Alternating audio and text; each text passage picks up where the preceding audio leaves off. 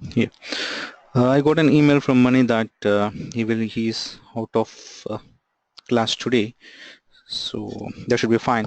So in our last class we have seen how to install the SQL Server. So I hope all of you have got that SQL installed on your machine, and if any of you have got any issues or concerns, please let me know, or else we'll go ahead with applying the service pack today.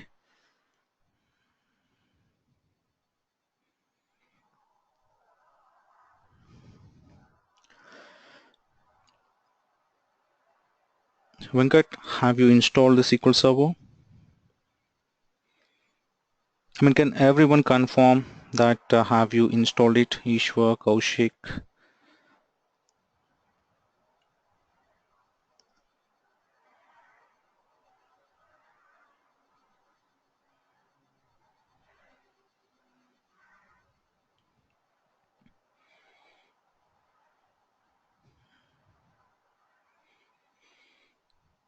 Yeah, I got response from Ishwar. I'm still waiting for response from, yeah, Kaushik. Yes. Venkat, what about you? Have you got chance to install the SQL?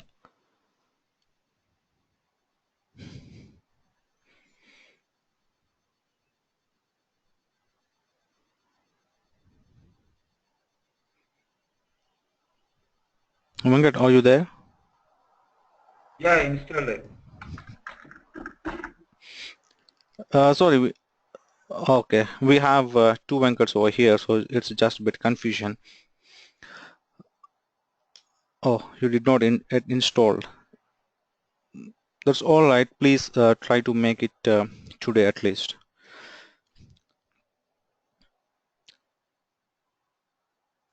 So we look at applying the service packs. As we know that once we install the basic version, it is always recommended to apply all the latest service packs.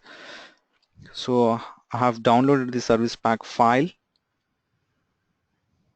and I do have here the service pack 2.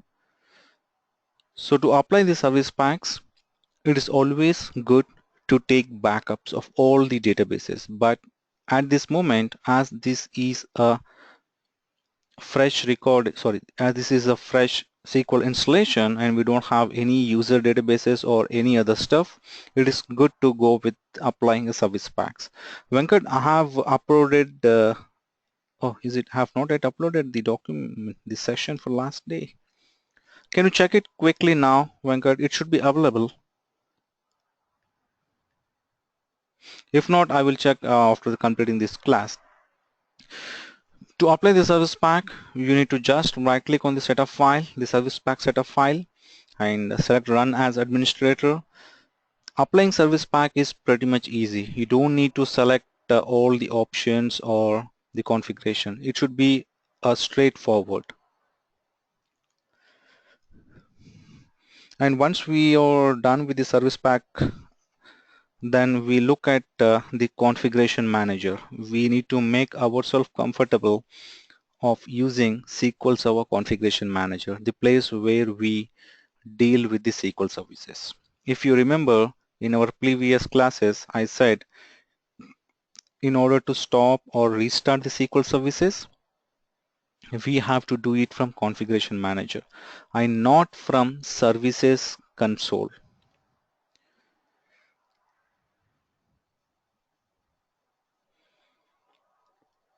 Yep.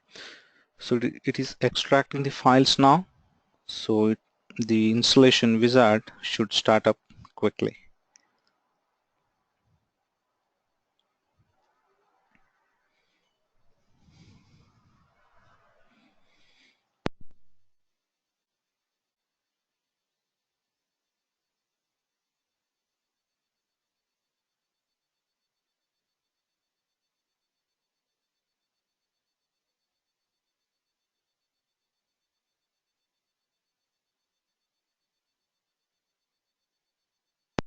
Okay, before it comes online, I mean the installation wizard comes online, let us try to look at the configuration manager.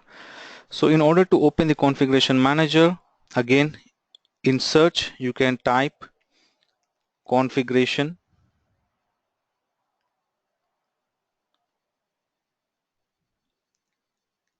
Okay, no, this is not that one. It should be some management.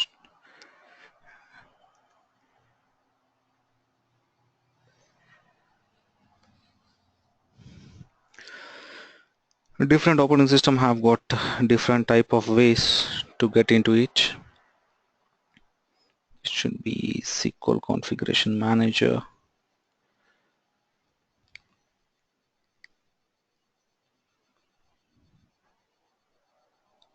Yeah, we have got the service pack update window, so we go ahead with this one now. Oh shit, there is a validation failed. You can see here, this is how it comes sometime. It says the restart computer has failed. What it means is my machine need to be restarted before I go with this service pack upgradation. So you can click on this one and it shows you a computer restart is required. So I can't proceed further. You can see the next button was grayed out. So I have to restart the config, have to restart my machine in order to proceed with this installation. So that is one of the thing we need to be aware of. If you see these type of issues, we have to restart our SQL servers. Then only we can go further with the installations.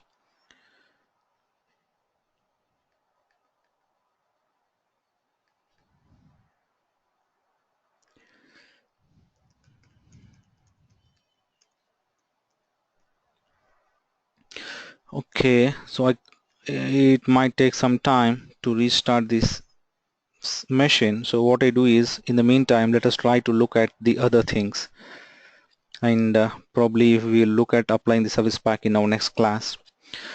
So I need to find out how to open the configuration manager, especially with this Windows 10, and it should be very easy in your servers. You can easily browse to the files, the configuration manager in Windows 7 or in Windows 2012 or 2008 R2 servers. The Windows 10 is very new for me to.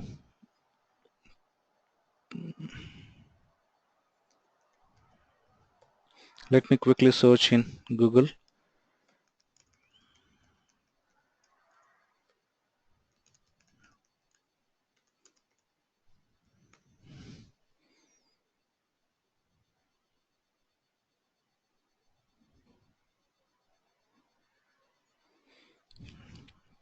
Having said that, everything you can find it in Google regarding the SQL Server. So even you can do the same thing. It says SQL Server Manager. This is how it says I need to search.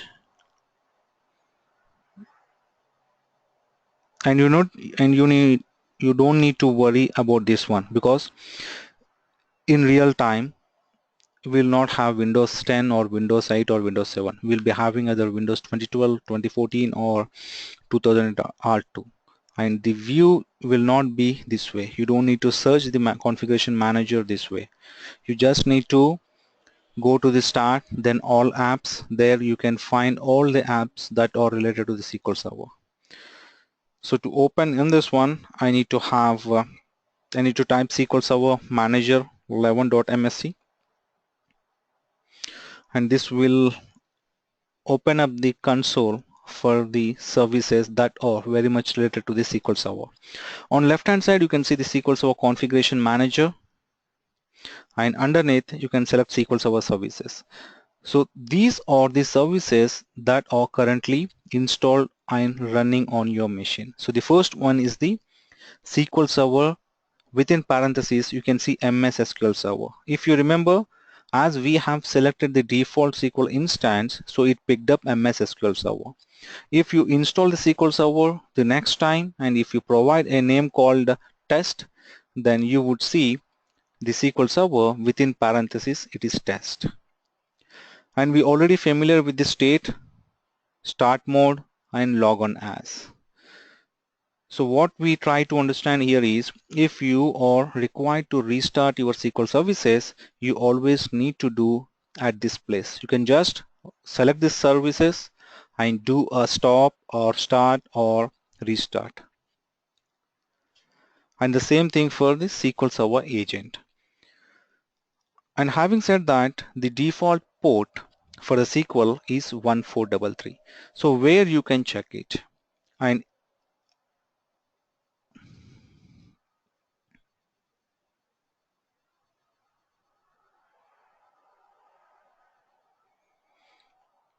yeah, so in some cases what happens is instead of going with the default SQL port which is 1433, some organizations will use a different non-default port number. So in that case, if you want to know that on what port number the SQL instance is running, then you can go to the SQL Server network configuration, then protocols, then you can find TCP IP, then go to properties and you see IP addresses, click on it and you can see the port number which is 1433. You can just scroll bottom and you can find the TCP IP is 1433. So how it makes difference is if you go to the management studio, let me disconnect it. In order to disconnect this instance, you can select it and on top you see a disconnect button. You can click on it. And the same way, if you want to connect the SQL instance, you have a button on top of it to connect. Just click on it and provide the SQL instance name following with your credentials.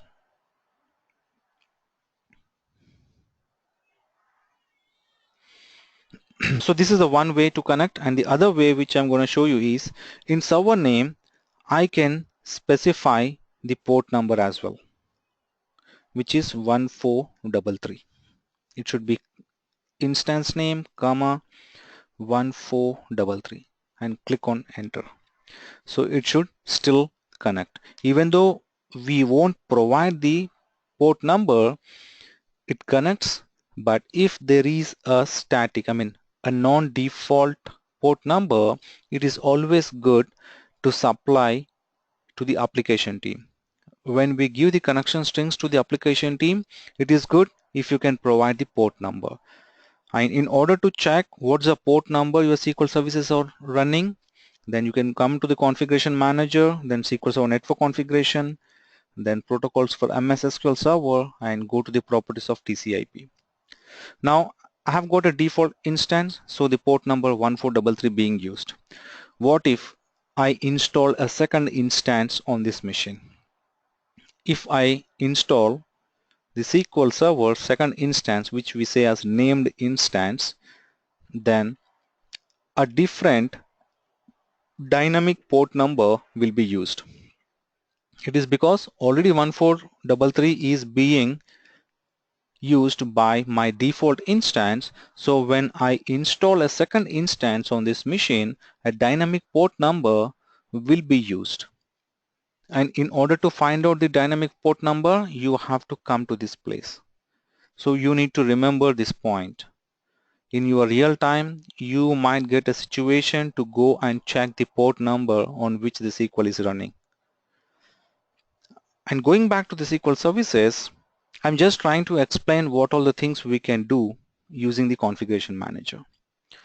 And the next thing is the properties of the SQL Server. We need to understand the properties of the services. So you can go to the properties of the SQL service, and here this is a service account. If you want to change the service account, you can always come to the properties of the service and change the account name followed with the passwords. And whatever the changes we do for the service properties, is a quick service restart is required. I repeat it again. If we do any changes to the service properties, a quick service restart should be required, or else those changes will not affect. And the next thing is you can see the startup parameters. You can just click on the startup parameters. So these three are startup parameters for your SQL services. These three startup parameters are very, very important. When your SQL services are coming online, During that time, the SQL services will check these three startup parameters. I can copy these three startup parameters into a notepad so that it would be easy to look at.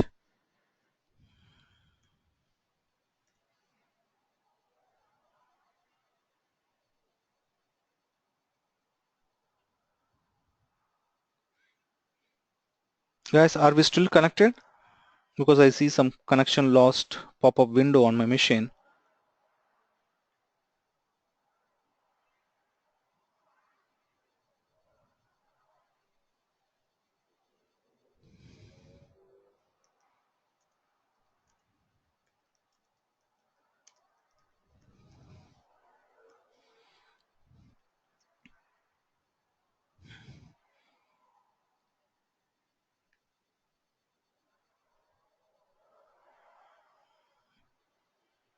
Muted.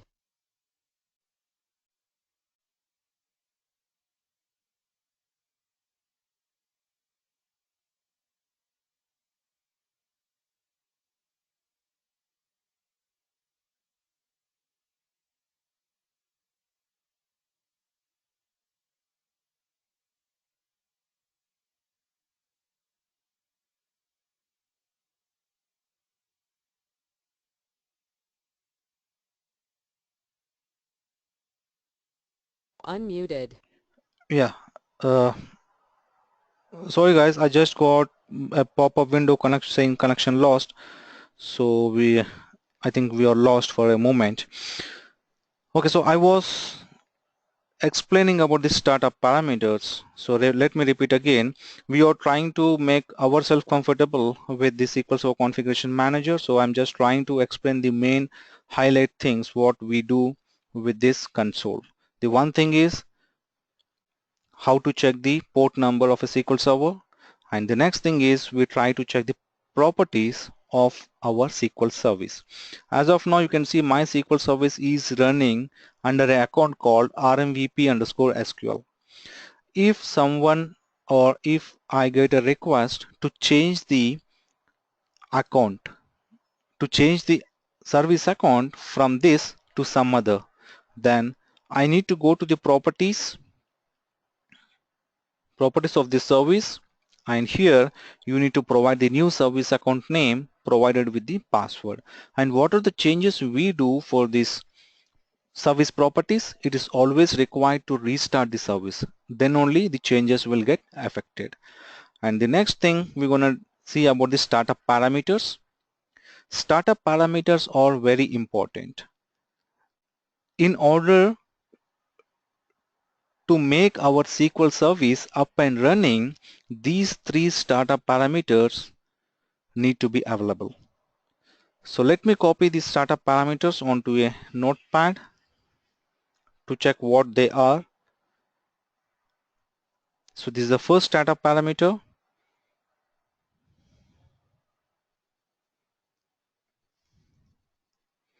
This is the second startup parameter, and let me copy the third one. Yeah. So these are the three startup parameters for the SQL service. So when we restart our server, what happens? The SQL service will be stopped first and it try to start it again. So while it start the service, the SQL service will check these three files. You can see in the path these three files. So the first file, which is -d, the parameter with -d indicates data file. So the data file is this one. It's master.mdf. So let me browse to this path.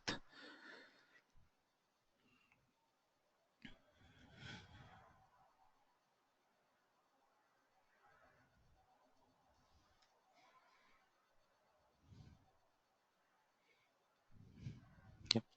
So you can see here in this path, the first one is a master.mdf. So let me show you the extensions for that. Yep. So the first one is the master.mdf. That means this master.mdf file should exist in this location in order to bring your SQL service. So there's the first condition my SQL service gonna check before it come online. And the next is it will check for a error log file. -e indicates error log. The second parameter is -e, which indicates error log, and it gonna check this file in log folder. So we need to go back one folder back, and in log folder we have error log file. So this is the error log file. We should have this file in this location. And the third parameter is -l, which indicates log file or LDF file. And again, it is inside the data folder. So you can go back to the data, and this is the one, maslog.ldf. So these three files are very, very important to the SQL service in order to come online. If any of these three, either master.mdf or error log or maslog.ldf, if any of these three files are corrupted or deleted or renamed or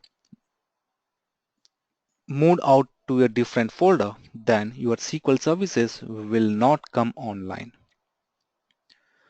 So this could be the one of the reason. If you encounter that your SQL services are not coming online, then the one thing you need to check is whether you have the files in the proper location, what the startup parameter says.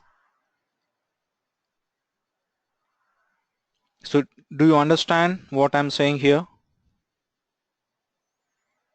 Even in real time, if you encounter the SQL services are not coming online, one of the possibility is the startup parameters. The files, the path might got changed or the files might got corrupted.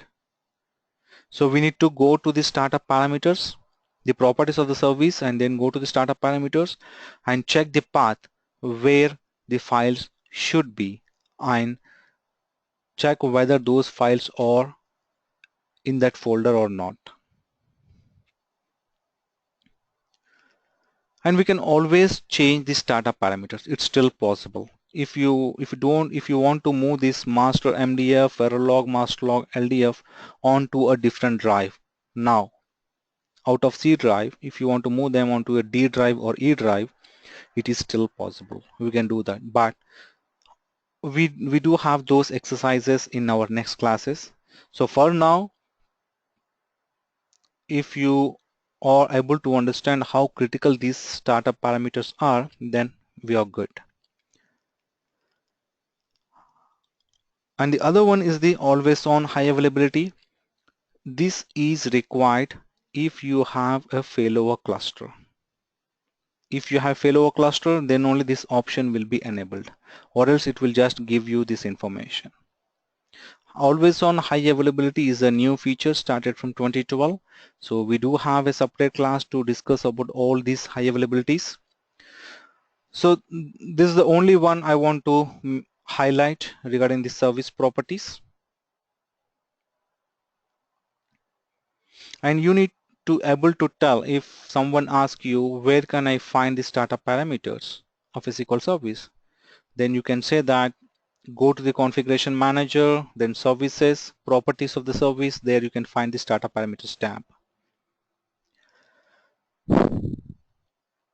And that's pretty much about the SQL configuration manager. Then we look at,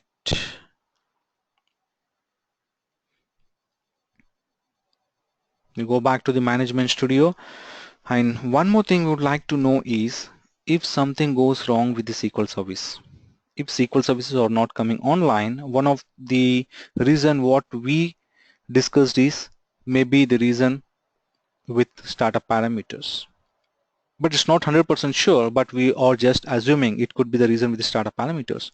But we always need to check the error log files, the event log files, to identify why my service is not coming online.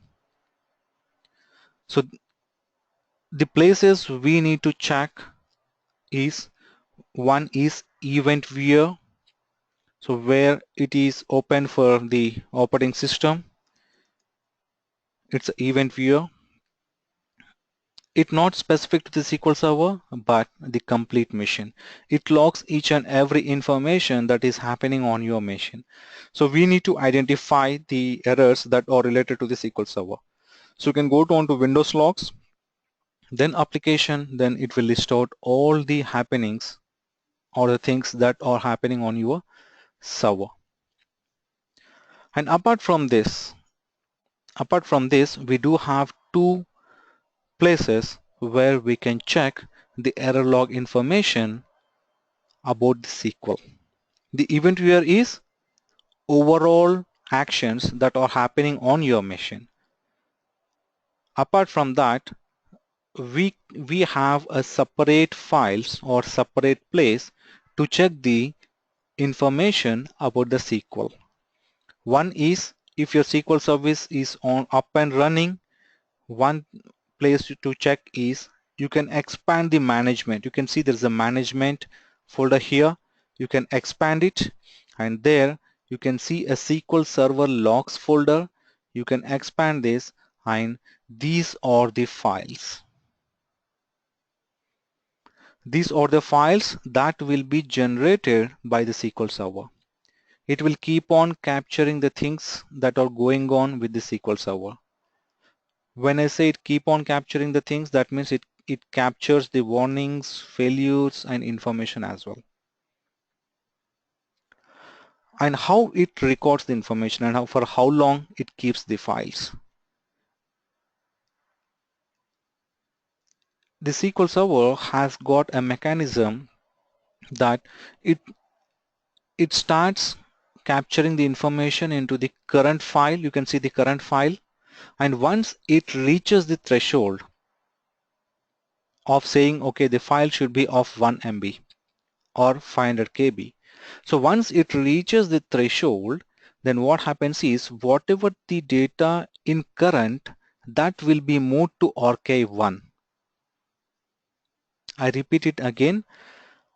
SQL Server will capture all the ongoing things into current log, and once it reaches the threshold of size, or when you restart your SQL service, whatever the content in the current file will be moved to the archive 1, and the current file will be empty and be ready to capture the next further ongoing things.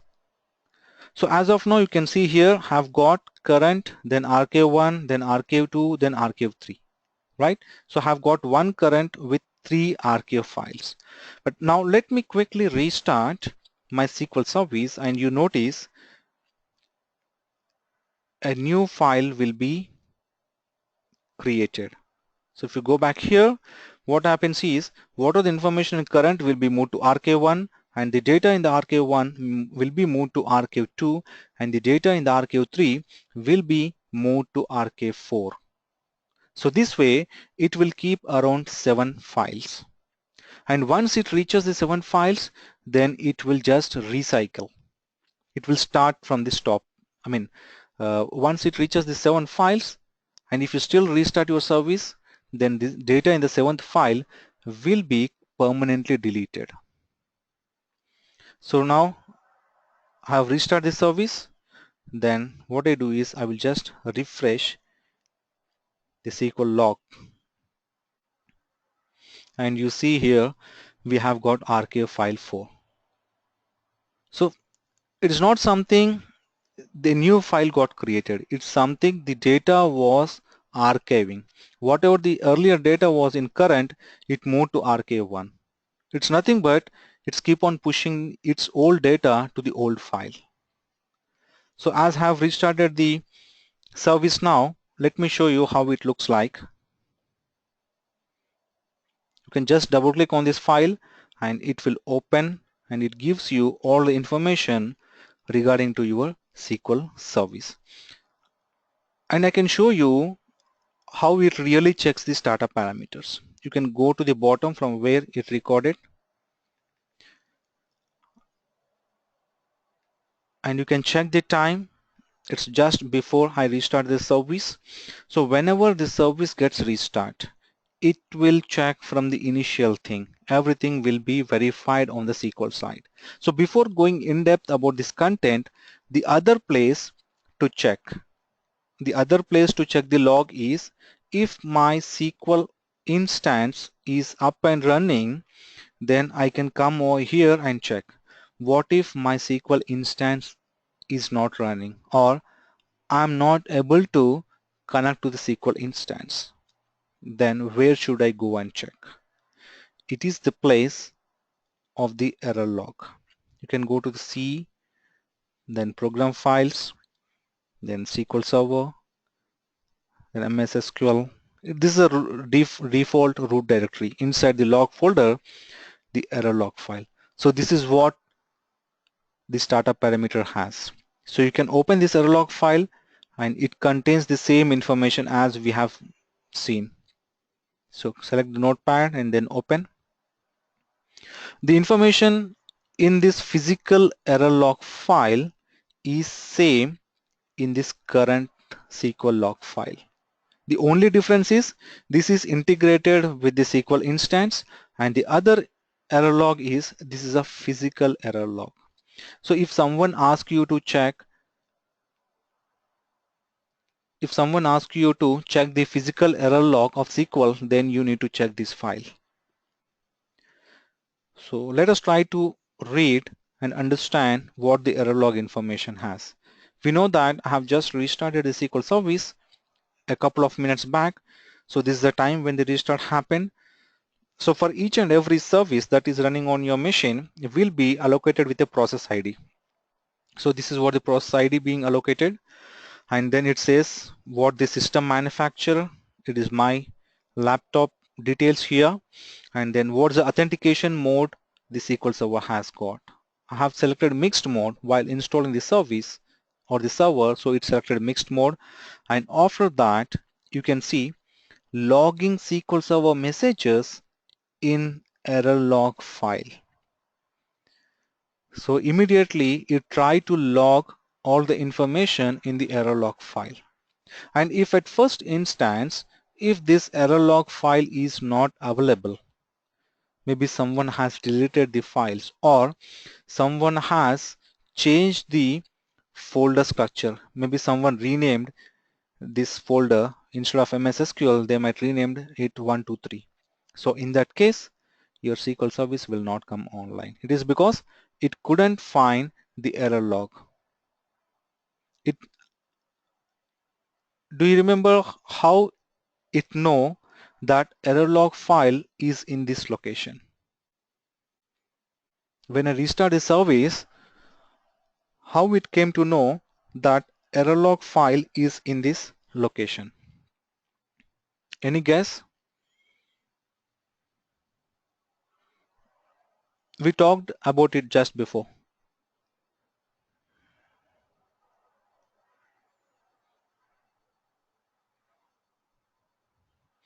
We have talked about the three files, masterlog.ldf, masterlog.mdf, then error log. Yes, perfect, Venkat. It's the startup parameters. That's what I'm saying. Whenever you restart the SQL service, it first check the startup parameters. If it find the startup parameters, then only it can go further. So that is what it first trying to access the error log file. It picked up the file information from the service properties, and it start recording the information in the error log. And soon after that, you can see again these three parameters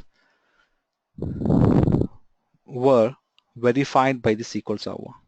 It does go and check the files in this location.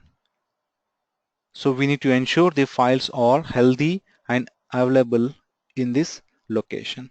And then after, if you go into depth, it also says how much RAM the server has got, and the next is it's try to start up a database called master.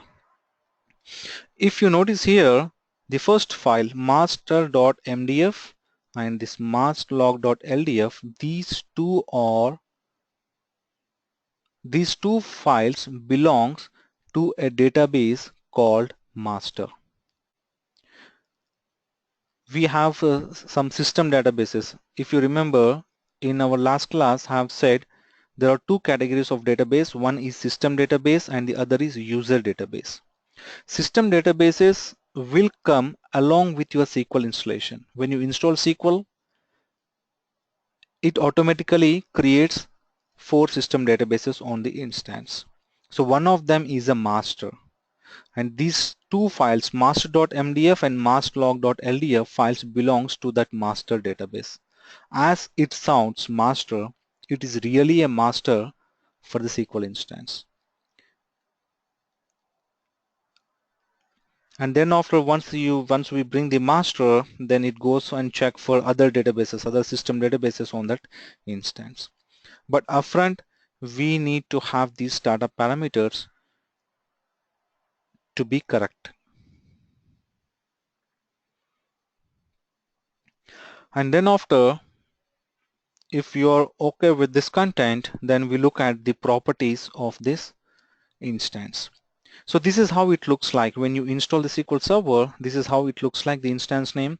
And the same I was repeating again and again, that by looking at the instance name, it nowhere says whether I'm SQL 2012 or I'm SQL 2014 or 2008. It is the only thing we need to identify by looking at this version number.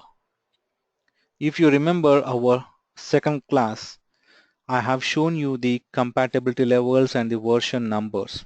So the 11.0 indicates SQL Server 2012 and 12.0 is for 2014. And if you want, you can go to the properties of this instance.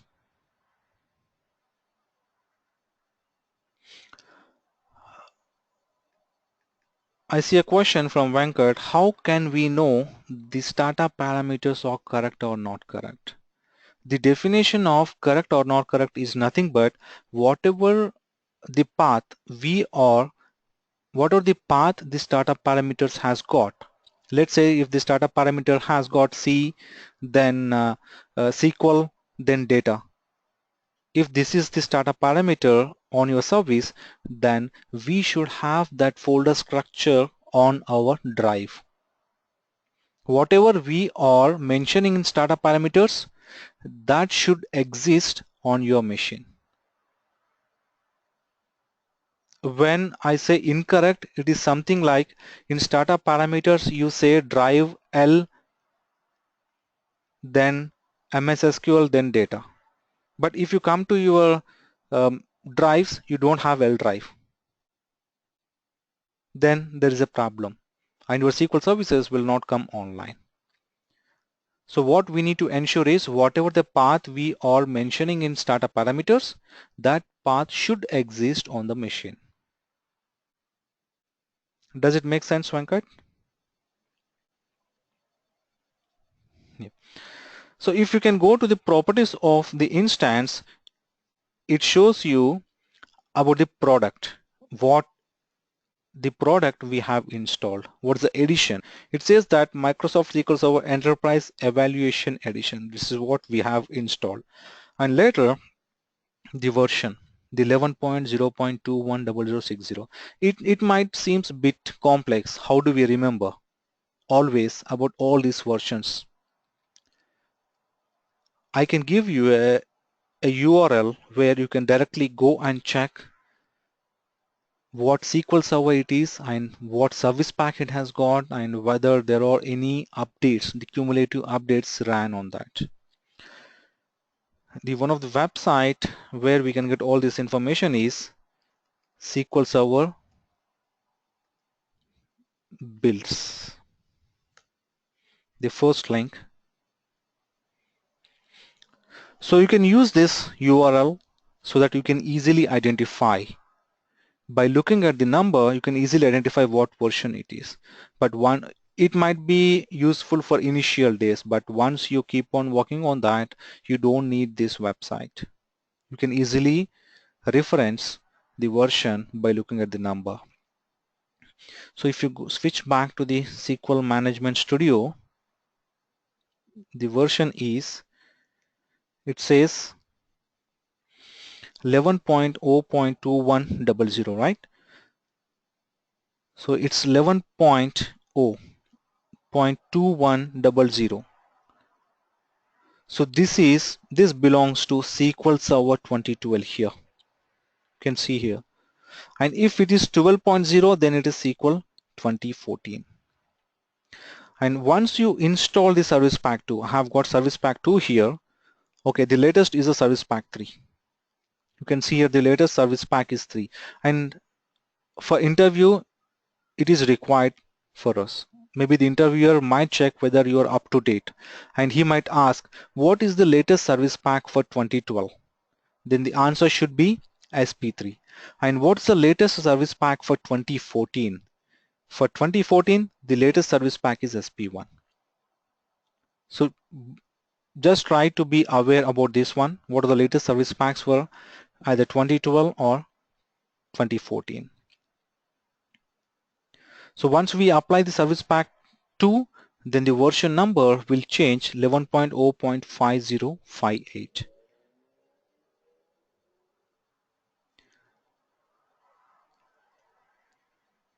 And the other thing, what did I miss anything about the configuration side?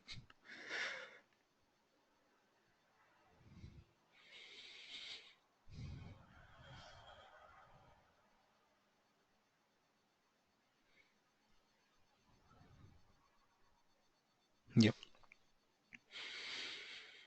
So going back to the Management Studio, you can see here there is a green color play symbol. This indicates a service. And this service is nothing but the database engine service. So if I have to map with this one, the first desktop iPhone G2 VJRMS which you are seeing here, this service is nothing but SQL Server MS SQL Server. It says database engine service. We call it as a database engine service. And whatever the SQL Server agent service you are seeing at bottom, it is related to the SQL Server agent. So if I stop the agent here, you can see automatically the green color will change it to red. Let me just refresh. Yeah, you can see here it being changed to red. That indicates red color with pause symbol. So let me start it again. And when we start it, the color will again change to green. And the database engine contains the information about the databases, and the SQL Server agent will contain the information about the jobs, alerts and operators. We know much about in our next classes. We'll take each and every class to understand the main areas about this one, but for now we need to understand the database engine service will hold about the databases information, and the SQL agent will hold the information about the jobs.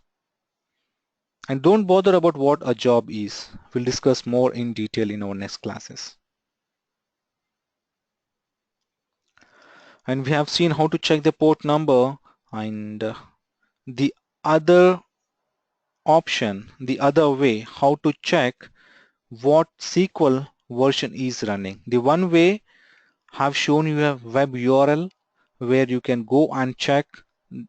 You can just map the version number to find out what SQL version being installed, and the other way is you can just execute a simple command, select @ version. If you can execute this simple command, okay, let me show you this one how to open it. So when you open Management Studio, it would look something like this. So we need to have a place to write the queries. So the query editor is somewhere, the option you can use here. You can just click on this, it will open a query window. The other way is right click on this instance and you see a new query. So you can use either way, which is comfortable for you. And it will open a query editor window. Here we need to look at few things.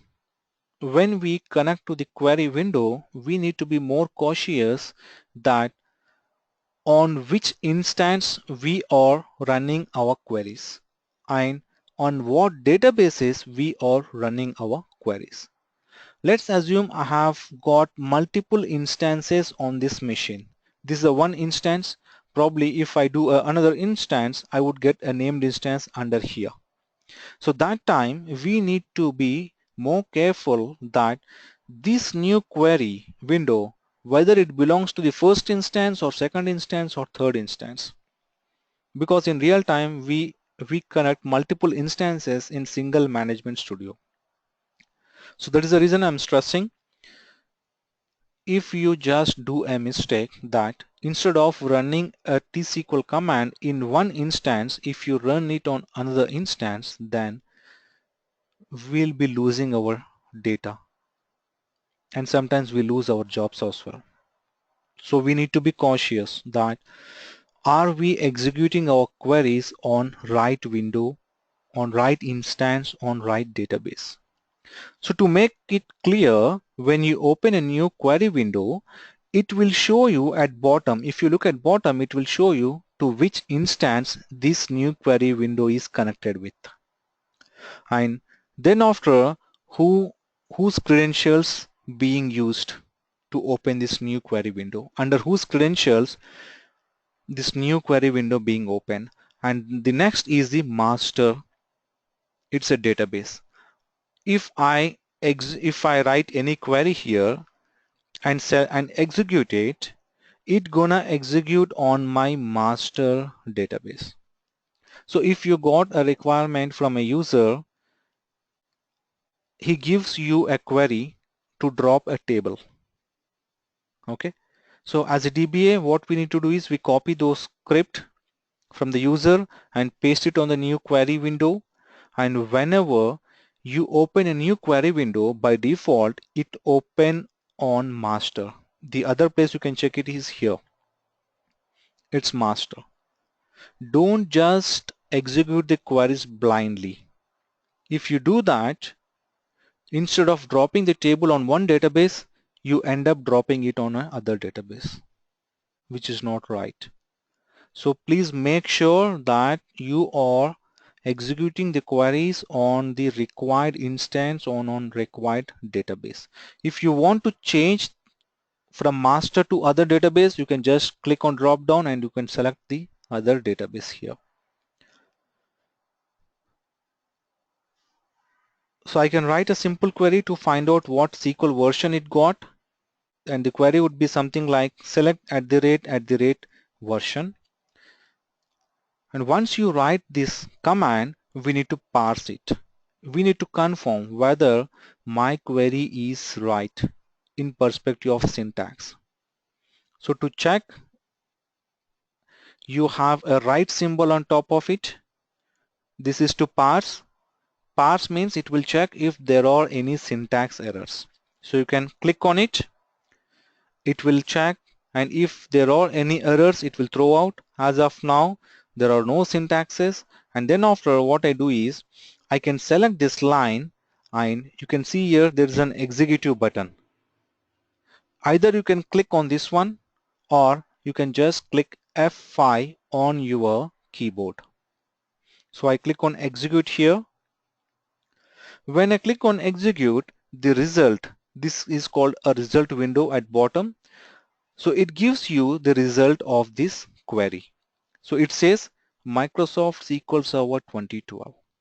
So this is the other way you can find out the version number or the version name. And even it gives you the edition as well, what edition the SQL being installed. And having been said in our first introduction class, the commands are very user friendly. So if you look at this command, it's nothing but select @ version. The command itself tells us what we are doing. It's a version. We are trying to find out the version of this instance.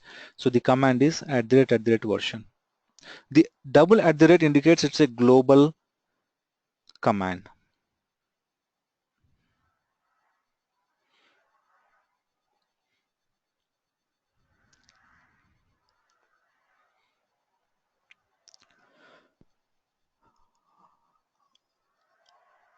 And before I go with the databases to discuss more about the databases, so do you have any questions till now about the configuration manager, about the SQL error log, checking the error log files?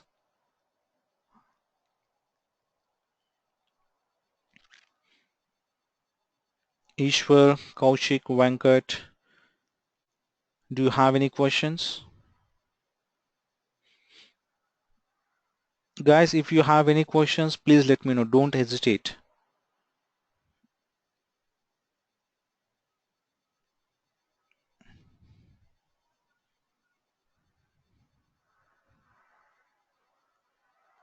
Yeah. So we go on to more to discuss about the databases now. So having said that, there are two categories. One is user database and the other is system databases. As of now, I haven't created any user database. I have just installed the SQL machine. So as I said, we should get system databases. So you can expand the system databases here and you could see there are 4 system databases. There are 4 system databases. Actually, one other will be hidden. So in total, we'll have 5 system databases. 4 you can see here and one will be hidden. One will be a hidden database that we call as a resource database. So the first one is the master database. As it names, it holds all the system level information about my instance. So master database holds all the system level information, something like what are the settings we are opting for. If you go for the properties of this instance, and if you select some points here, some customized options with all these connections, all this information will be stored inside this master database. And even when you create a logins for users to connect this instance, that login information will also be stored in your master database. So for the definition, master database contains system level information like logins, linked servers, and also when we create a user database. As of now, I don't have any user database, but still, when you create a user database, that user database configuration information will also be stored in master file. It's nothing but if you're aware about any applications, in applications, how a config file is important. In any application, there will be a config file that contains all the application major configuration information. So the same way in SQL, it is a master database. If you don't have master database, then you don't have a SQL instance. Let me show you one of the tables, what it contains inside the master.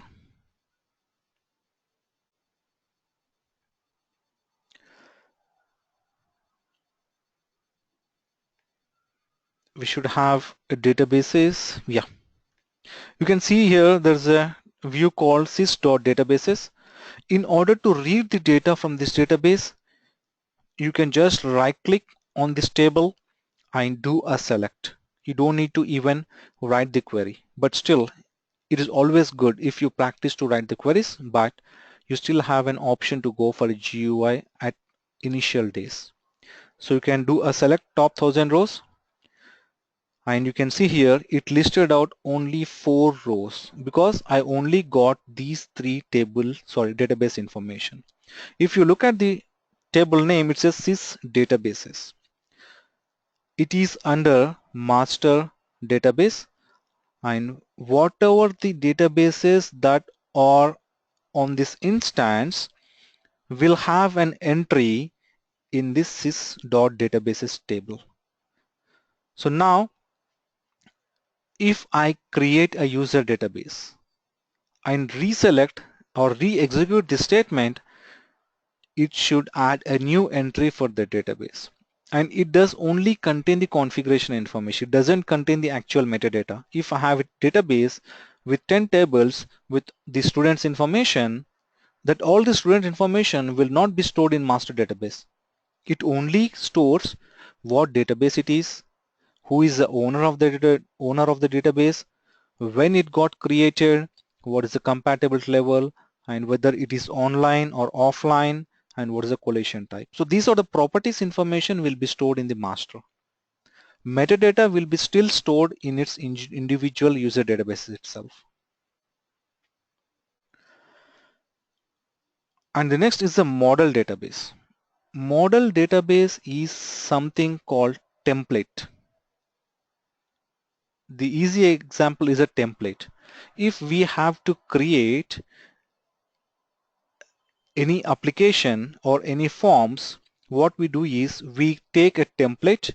Based upon the template, we create our forms. The same way, if we have to create any user database,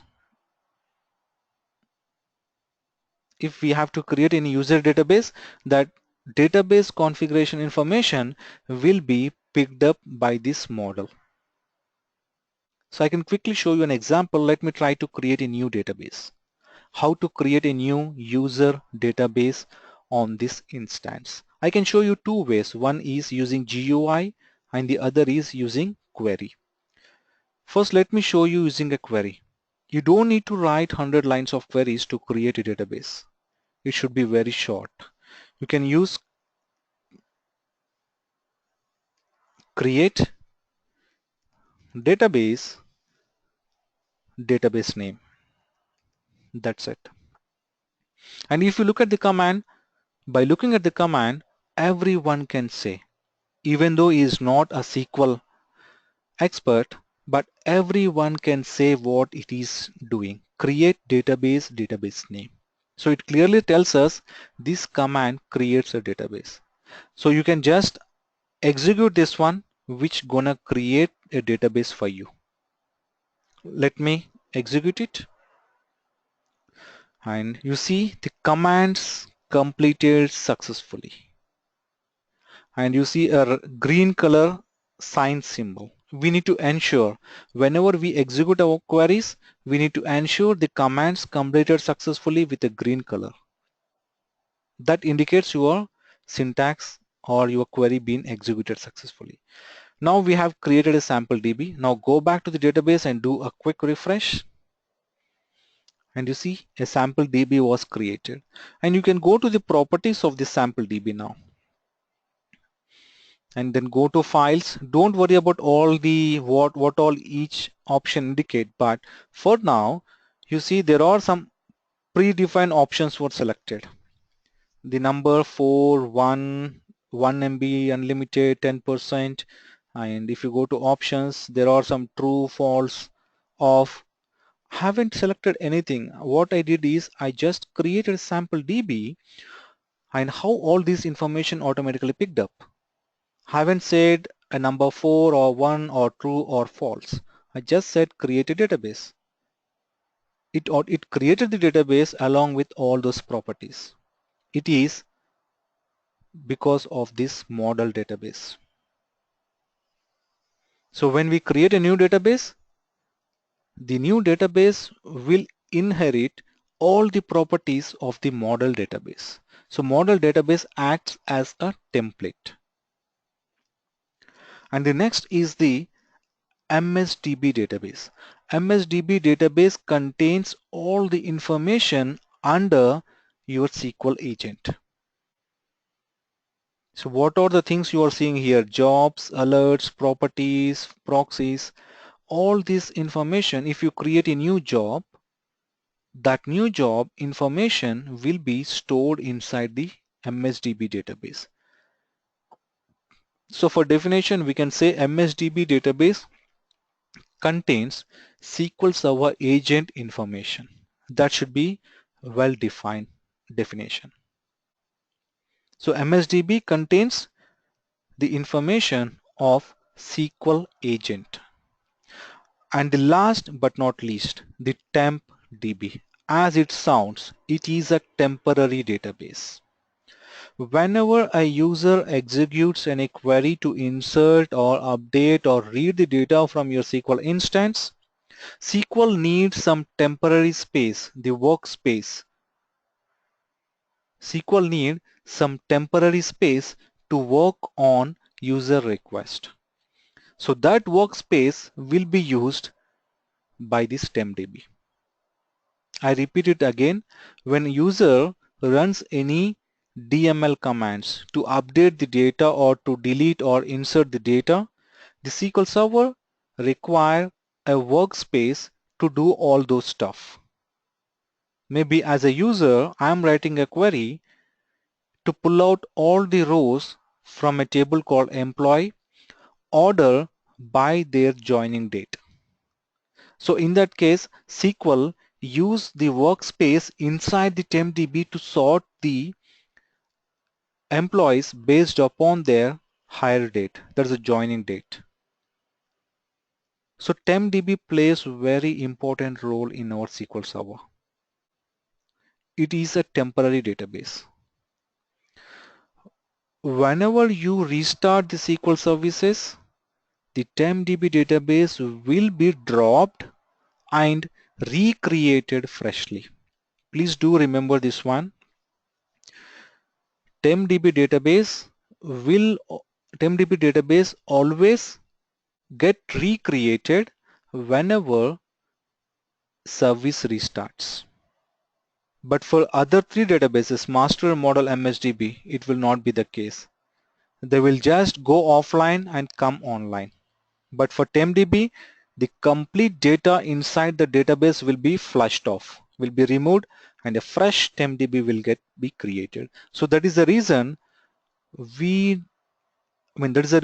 is no possibility of taking backups for TempDB. As it holds the temporary information, so there is no option to take backup of TempDB. You might get a question like, can I take a backup of TempDB? The answer should be no. We can't take backup of a TempDB database because it is a temporary database and it will always get recreated every time when you restart the service. And this is all about the 4 system databases. So have you got any questions with this?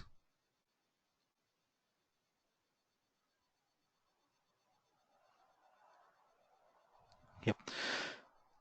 So I have created a new database, right? So let's go back to my old query which I used to browse master database for a table called sys databases. So let me re-execute this query and we should see a new database gets added to this rows. So let me re-execute this one and you see a new row being added with sample DB and it gives owner SID name and when it got created and what is compatibility level and all the properties. If you go on to the right, it shows you all the properties of that database. So all these properties information will be stored inside your master database. If master database corrupted or if master database is not there, then it's not possible for the SQL service to come online. And one other thing is, in order to create a database, we need at least 2 files. When I keep on saying a database, what it is, what a database means, it's nothing but the collection of objects. When I say objects, it does include tables, views, procedures, functions. Tables actually hold the data. And where this data going to save? If I create employees table and insert some 1000 rows in it, where actually this information stored? We know that till now it is in database, but actually in database where it stores, how it stores. It's nothing but it stores in the form of files. the data in the database will be stored in the form of files. In each and every database, when you create it, it should have two files. When you create a database, it creates with two files. One is MDF. Let me write here. If you create a database, the minimum two files are required, and that is .mdf and the other is .ldf. .mdf, it indicates master data file, and .ldf indicates log data file. So we just before we created sample DB, right? If you go to the properties of the sample DB, and then you can have files here. If you click on it, just expand, and you can see there are two files created. You can go to this part to find the files.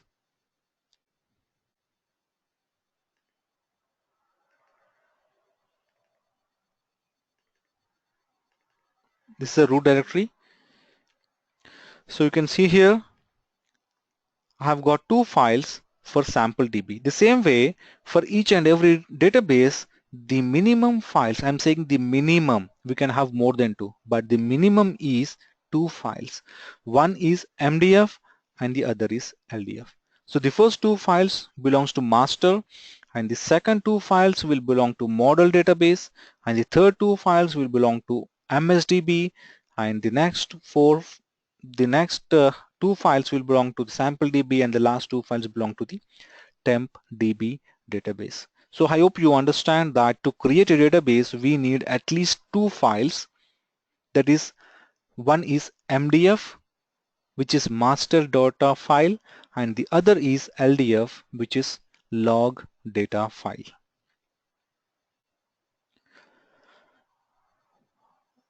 Yeah, I would like to stop here and we'll continue to look at in depth in our next class. So this is about the system databases master. This database is critical in SQL Server, and it consists of complete SQL Server information like databases, login, system level, stored procedures, and model is a template we have seen just before. MSDB, it contains SQL Server agent information, and TempDB, this is used for temporary purpose. So any questions till now before we close the call? And yeah, let me show you the resource database, which is a hidden. And when you get a question in interview that how many system databases we have, then the answer should be 5. Master, model, MSDB, TempDB, and the fifth one is a resource DB. Even though it is not listed over here, it is available and it is a hidden database. So I can show you the files of the system database, that is a resource database. You can go to MS SQL, maybe in bin. Yeah, you can see here these are the two files. It's MS SQL's system resource MDF and LDF files. So these two files belongs to resource database. So even though it lists out 4 system databases at here, don't forget that we do have one more system databases, that is resource. It is a hidden.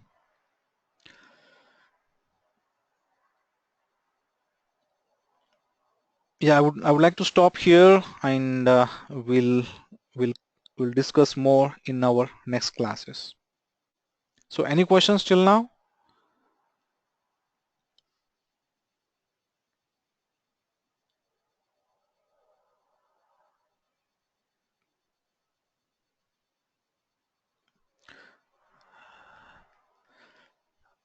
I see a question from Ishwar Prasad. No, can you guide any hard copy book which is best and easy to learn for beginner level?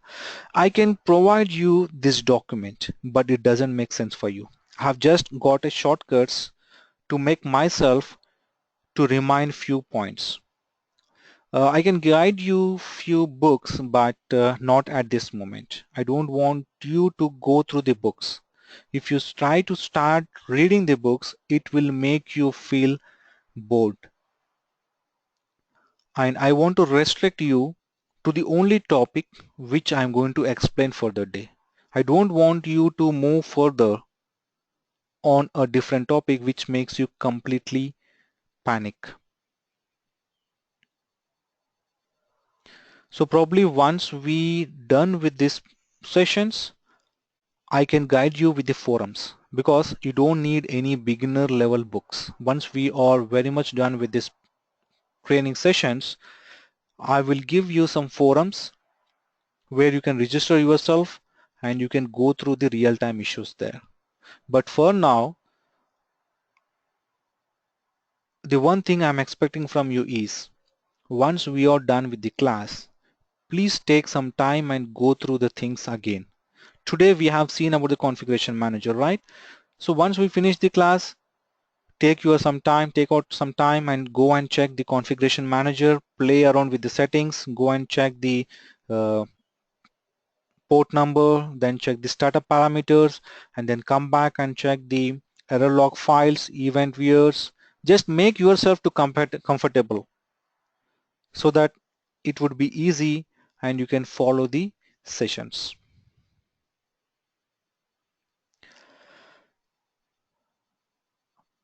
Okay guys, thank you very much. I'm closing the call now. And if you have got any questions, in the meantime, you can always drop me an email